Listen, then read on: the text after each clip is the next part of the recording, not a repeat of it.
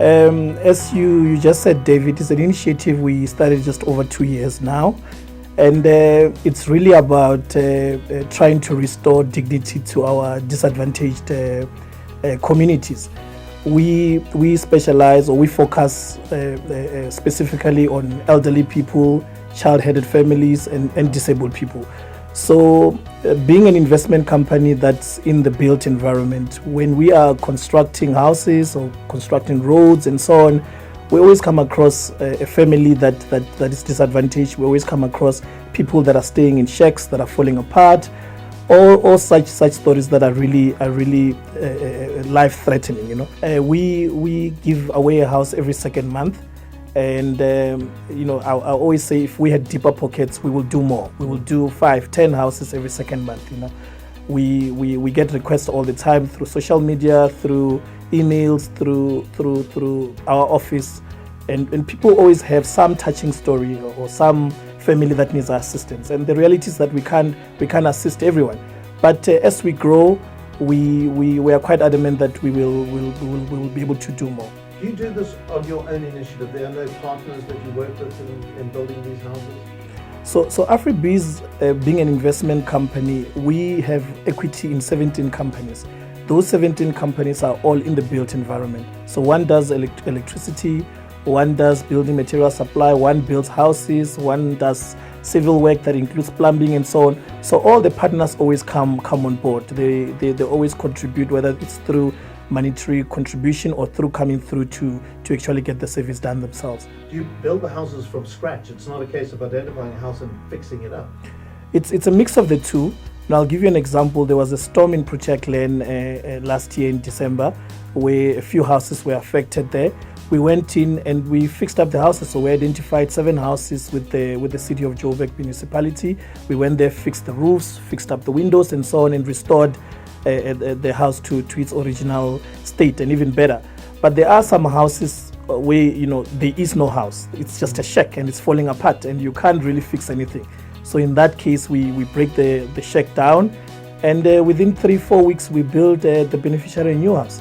We normally build a 2-bedroom 40 square meter house, but at times we change. I mean, we are currently now building a house for an elderly person in Nigel, Ekurhuleni, who's 101 years old. Wow. She stays with a son who's over 70, her daughter who's over 60, and they're sharing one shack. So we can't build a 2-bedroom house. So in that case, we're building a 3-bedroom house.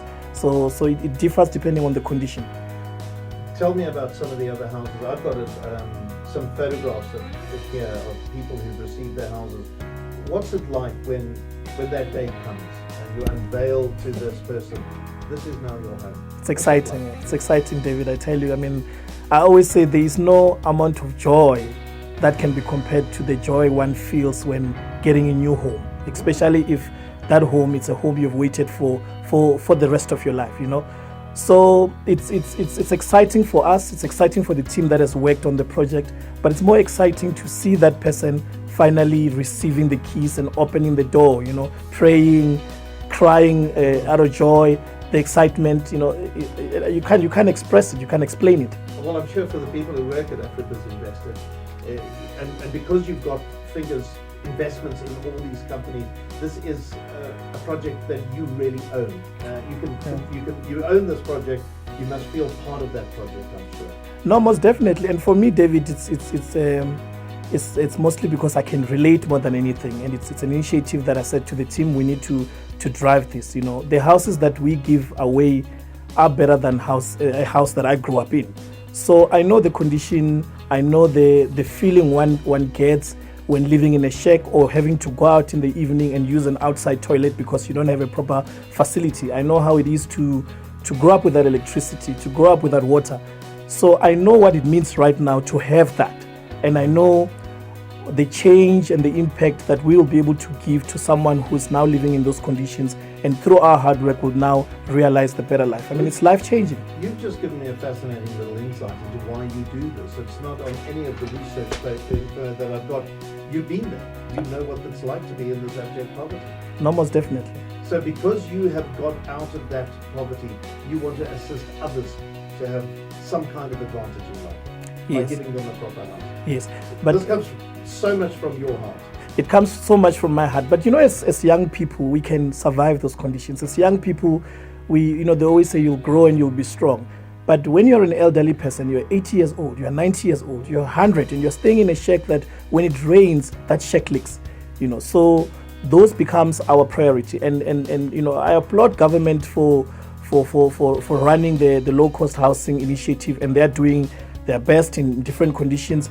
But as the private sector, we need to come on board.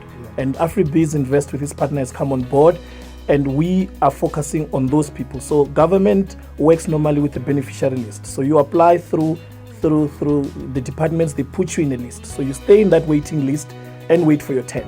But a 101-year-old can't wait for their turn. There is no turn, So we prioritize on those people, and we're doing a bit. We're quite excited about it. So this 101-year-old, that's the person who lives in Niger. Isn't it? Yes. And that house, is it being built as we speak? It's being built as we speak. And can I ask you to build fast, because she's 101 years old. I want her to live in that house. Yeah, David. I mean, since I met the elderly lady, I met her 3-4 weeks ago. I've not been able to have a peaceful sleep, and I think about it all the time. I mean, our business is working in a lot of exciting stuff. We electrifying 6,000 shacks in the West Rand. We're building 17,000 houses in Tshwane. We're doing a lot of exciting stuff. But for me right now, the most important thing, all project is that lady. I think about it all the time. I talk to the team every day. Where are we? When are we completing this house? We had a bad situation in an area where the community came through to stop us from building that house, and they said no, they want roads to be prioritized, they want water to be prioritized for other people as well.